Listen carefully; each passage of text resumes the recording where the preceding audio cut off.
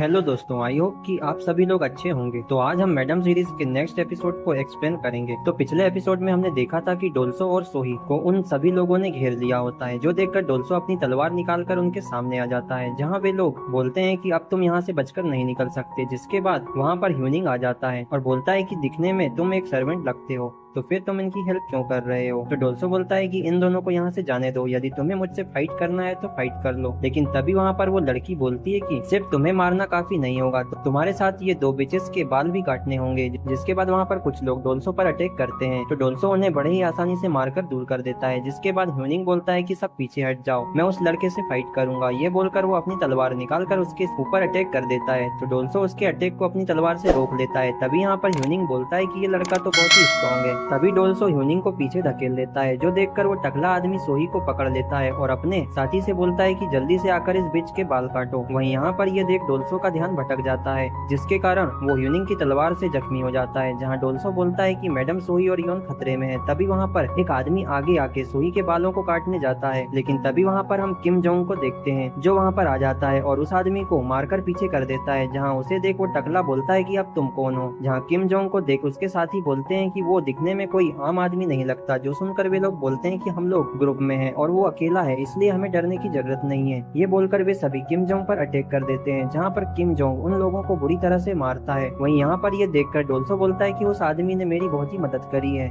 जिसके बाद डोल्सो ह्यूनिंग के साथ फाइट करने लगता है, जहाँ वो उसे बुरी तरह से हराकर उसे जख्मी कर देता है। जहाँ अपने लीडर को हारता हुआ देख वे सभी लोग वहाँ से भागने लगते हैं। जिसके बाद हम वहाँ पर सोही को देखते हैं, जो किम जोंग को उसकी जान बचाने के लिए धन्यवाद करती है। जो सुनकर किम जोंग बोलता है कि इसकी कोई जरूरत नहीं। जिसके बाद वहाँ पर डोल्सो के पास वे छोटे बच्चे आकर डोल्सो के ऊपर चढ़ जाते हैं, जो देखकर किम जोंग बोलता है कि ये आपके साथ वो आदमी कौन है। तो सोही बोलती है कि वो हमारे यहाँ का एक सर्वेंट है। जिसके बाद सोही बोलती है कि आज अगर डोल्सो नहीं होता तो कुछ बुरा हो जाता। वहीं यहाँ पर हम डोल्सो को देखते हैं, जिसके साथ वे बच्चे खेल रहे होते हैं, जो देखकर सोही बोलती है कि बच्चों से अकेला छोड़ दो, उसके पैर में चोट आई है। इसके बाद नेक्स्ट सीन में हम सोही और इयोन को देखते हैं, जहाँ पर सोही इयोन से पूछती है कि आखिर तुम्हारे साथ वहाँ पर क्या हुआ था। तो इयोन बोलती है कि हम लोगों पर कुछ लोगों ने अटैक कर दिया था और जब डोल्सो वहाँ पर आया तो बात और बिगड़ गई थी, इसलिए हम लोग वहाँ से भागने लगे। तो मैडम सोही बोलती है कि यूंग कहाँ है, वो अभी तक यहाँ नहीं आया। तो यूंग का नाम सुनकर इयोन थोड़ी डर जाती है और बोलती है कि यूंग भी हमारे साथ में था। तभी वहाँ पर यूंग आ जाता है, जहाँ पर सोही उसे देख बोलती है कि क्या यूंग तुम ठीक हो, तुम्हें कहीं चोट तो नहीं आई। तो यूंग बोलता है कि नहीं मैडम मैं ठीक हूँ। जिसके बाद सोही बोलती है कि चलो अब रात ज्यादा हो गई तो अब तुम जाओ। जो सुनकर वे दोनों लोग वहाँ से जाने लगते हैं, जहाँ पर यूंग इयोन से बोलता है कि माँ मेरे साथ जो भी हुआ तुम उसे किसी को नहीं बताना। जिसके बाद वो इयोन से बोलता है कि मैं तुम्हारे लिए कुछ अच्छा गिफ्ट लेना चाहता था, इसलिए मैंने वो गेम खेला, लेकिन उन लोगों ने मेरे साथ धोखा किया। तो इयोन इसकी बात सुनकर वहाँ से जाने लगती है, जहाँ पर यूंग बोलता है कि लगता है इयोन मुझसे काफी गुस्सा हो गई है। वहीं इसके बाद सीन शिफ्ट होता है और हम डोल्सो और सोही को देखते हैं, जहाँ पर सोही डोल्सो के पैर के जख्म पर पट्टी बांधती है और बोलती है कि मुझे लगता है कि तुम्हें कल डॉक्टर को दिखा लेना चाहिए। तो डोल्सो बोलता है कि हाँ ठीक है। जिसके बाद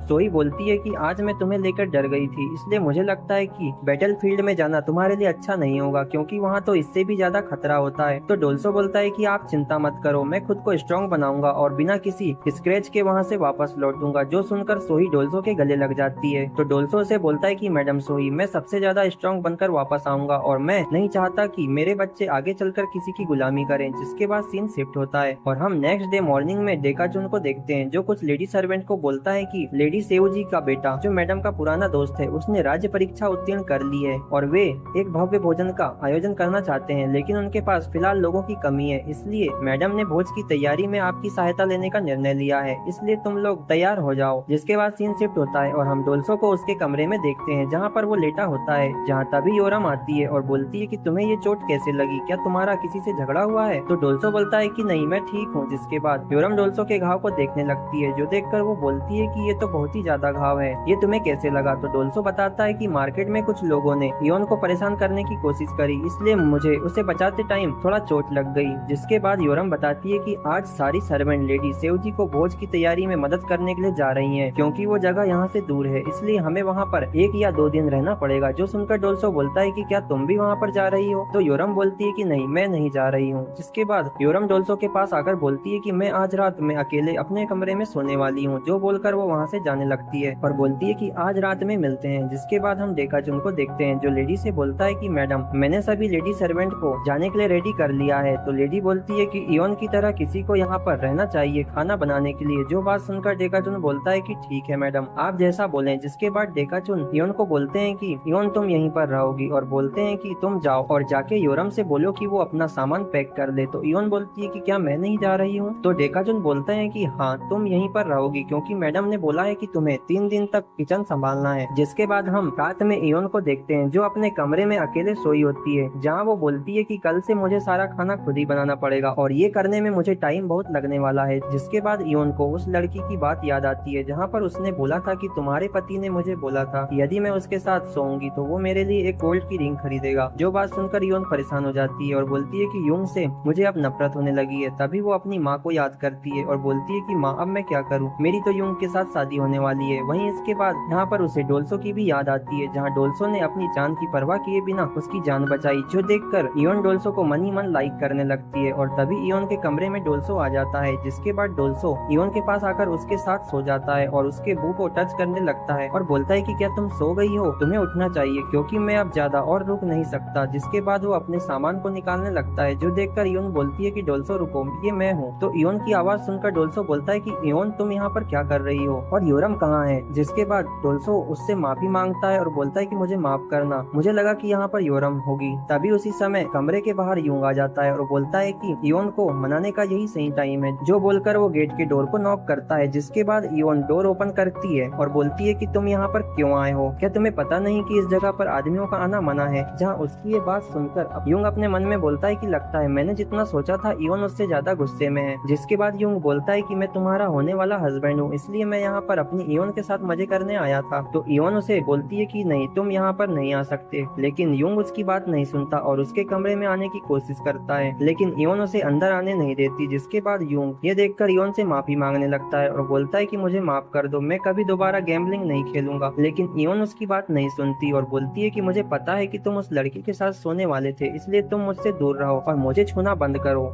जहाँ वहीं पर हम डोल्सो को देखते हैं जो वहाँ पर इयोन की सारी बातों को सुन रहा होता है। जिसके बाद इयोन युंग से बोलती है कि तुमने अपना सारा पैसा और वो जेड हेयर क्लिप भी गैम्बलिंग में गवा चुके हो, इसलिए तुम मेरी नजरों से दूर हो जाओ और दोबारा मेरे पास नहीं आना। जहाँ ये बात सुनकर युंग शॉक हो जाता है और बोलता है कि इयोन तुम मेरी पूरी बात तो सुनो। लेकिन इयोन उसकी बात नहीं सुनती। जिसके बाद वो डोर बंद करके रोने लगती है। जहाँ तभी डोल्सो इयोन के पीछे आकर उसे संभालता है। जहाँ उसे अपने करीब देख इयोन बोलती है कि मैं अब डोल्सो को पसंद करने लगी हूँ। जो बोलकर वो डोल्सो को किस कर देती है। जहाँ ये देखकर डोल्सो उसे बोलता है कि ये तुम क्या कर रही हो? तो इयोन बोलती है कि डोल्सो मुझे पता है कि तुम योरम से लव करते हो और मेरी शादी भी युंग से होने वाली है, लेकिन मैं आज ये करना चाहती हूँ। ये बोलकर वो अपने सारे कपड़े निकाल देती है। जहाँ इयोन को इस हालत में देख डोल्सो भी अपने कपड़े निकालकर उसके बूब्स को टच करने लगता है। जहाँ तभी डोल्सो को याद आता है कि वो इयोन के साथ ऐसा नहीं कर सकता क्योंकि उसकी शादी युंग के साथ होने वाली है। जिसके बाद डोल्सो इयोन को कपड़ों से ढक देता है और बोलता है कि हम लोग ऐसा नहीं कर सकते। इसके बाद सीन शिफ्ट होता है और हम सभी सर्वेंट्स को देखते हैं जहाँ पर वे लोग खाने की तैयारी कर रहे होते हैं। तभी हम वहाँ पर योरम को देखते हैं जो कुछ बना रही होती है। जहाँ वो बोलती है कि कल रात मुझे जल्दी से पैकिंग करके निकलना पड़ा, शायद मैंने उसे निराश किया, वो मेरा वेट करता रहा होगा। जहाँ तभी योरम देखती है कि उसने काफी पैनकेक बनाए हैं लेकिन उसकी थाली भर क्यों नहीं रही। तभी वो वहाँ पर उस छोटी बच्ची को देखती है जो उसके बनाए हुए पैनकेक को चुरा कर खा रही होती है। जो देखकर योरम उसे चिल्लाती है और बोलती है कि तुम मेरे पैनकेक चुराना बंद करो। तभी वहाँ पर एक लेडी आकर छोटी बच्ची को बोलती है कि तुम्हें भी कुछ काम करना चाहिए। ये बोलकर वो उसे काम पर लगा देती है। जहाँ पर वो लड़की बोलती है कि यदि तुमने मेरी हेल्प करी तो मैं तुम्हें और भी पैनकेक दूंगी। जो बात सुनकर वो छोटी बच्ची उसका काम करने लगती है। इसके बाद सीन शिफ्ट होता है और हम युंग और उसके साथ बाकी के सर्वेंट को देखते हैं। जहाँ पर एक सर्वेंट बोलता है कि हेनग्रांग में कोई भी वुमेन नहीं है, इसलिए यहाँ पर बहुत शांति है। और तभी वहाँ पर एक दूसरा सर्वेंट युंग से बोलता है कि क्या युंग तुमने कल रात में इयोन के साथ मजे करे या नहीं? तो युंग उसकी बात का कोई भी रिप्लाई नहीं देता। जिसके बाद वहाँ पर इयोन उन लोगों के लिए खाना लेकर आ जाती है। जहाँ उसे देख बाकी के लोग बोलते हैं कि युंग को तो बहुत ही अच्छी वाइफ मिली है क्योंकि इयोन बहुत ही अच्छा खाना बनाती है। जहाँ पर युंग इयोन से बोलता है कि तुम्हें इसे बनाने में काफी समय लगा होगा, लेकिन हम देखते हैं कि इयोन युंग की बात का कोई रिप्लाई नहीं देती और वहाँ से चले जाती है।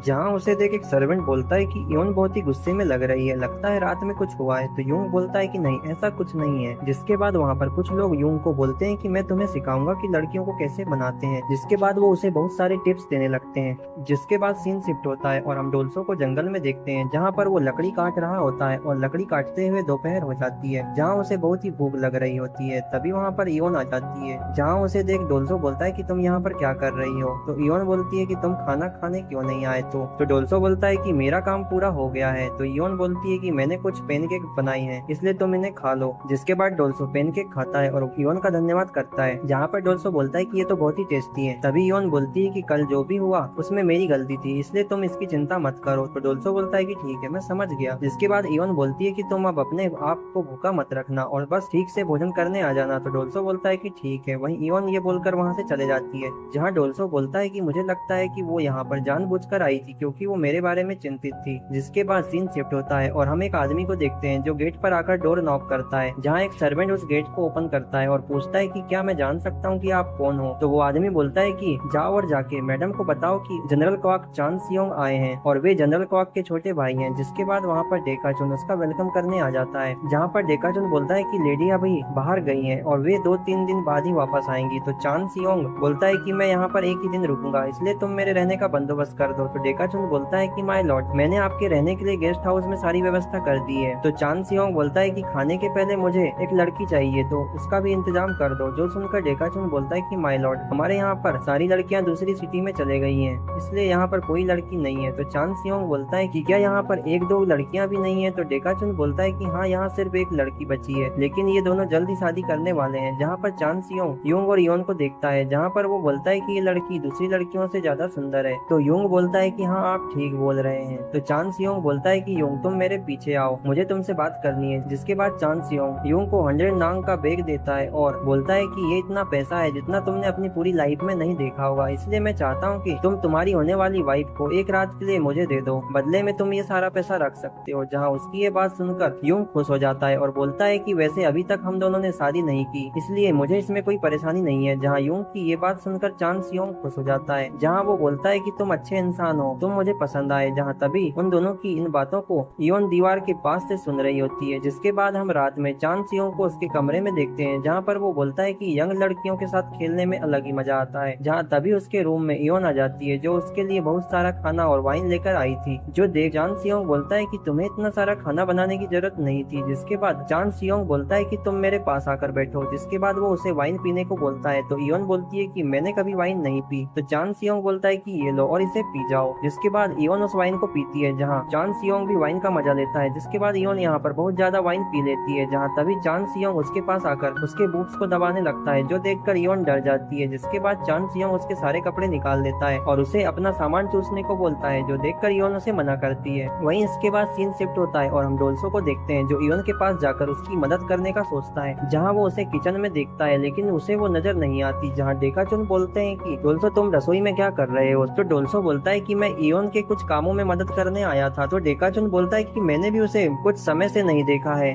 और बोलता है कि शायद ये हो सकता है। तो डोल्सो बोलता है कि क्या बात है। जिसके बाद डेकाचुन बताता है कि जनरल का छोटा भाई अचानक यहाँ पर आ पहुंचा और वह चाहता था कि एक महिला नौकर कुछ ड्रिंक लेकर उसके पास आए लेकिन मैंने उसे मना कर दिया था क्योंकि हमारे यहाँ पर लड़कियाँ नहीं है। तो डोल्सो बोलता है कि क्या इयोन उसे ड्रिंक सर्व करने गई है। तो डेकाचुन बोलता है कि मैं इसके बारे में कंफर्म नहीं हूँ। जहाँ तभी डोल्सो ये बात सुनकर भागते हुए यूंग के पास आता है और बोलता है कि हम लोग परेशानी में आ गए हैं। तभी यहाँ पर हम यूंग को देखते हैं जो अपने पास उन पैसों का बैग लेकर बैठा होता है। जिसके बाद यूंग बोलता है कि डोल्सो क्या हुआ। तो डोल्सो बोलता है कि इयोन एक प्रॉब्लम में है, वो गेस्ट को ड्रिंक सर्व कर रही है। तो यूंग बोलता है कि हाँ वो मुझे पता है। तो डोल्सो बोलता है कि चलो हम जाकर उनसे बात करेंगे, तुम दोनों की जल्दी शादी होने वाली है। तो यूंग बोलता है कि नहीं, मैंने उनसे पहले ही बात कर ली है। तो डोल्सो बोलता है कि तुम ये क्या बोल रहे हो। तो यूंग बोलता है कि उन्होंने मुझे इयोन के बदले 100 नांग दिए हैं, इसलिए अब मैं इन पैसों से एक छोटा सा घर लूंगा और इयोन को एक अच्छी लाइफ दूंगा। जहाँ उसकी ये बात सुनकर डोल्सो को उसके ऊपर गुस्सा आ जाता है और वो उसे एक पंच मारता है और बोलता है कि तुम इतना नीचे कैसे गिर सकते हो, और बोलता है कि तुम तो उसके पति बनने के लायक भी नहीं हो। ये बोलकर वो इयोन को बचाने के लिए वहाँ से जाने लगता है और इसी के साथ ये एपिसोड एंड हो जाता है। यदि वीडियो अच्छी लगे तो लाइक, शेयर और चैनल को सब्सक्राइब जरूर करें। तो मिलते हैं नेक्स्ट एपिसोड में। तो धन्यवाद।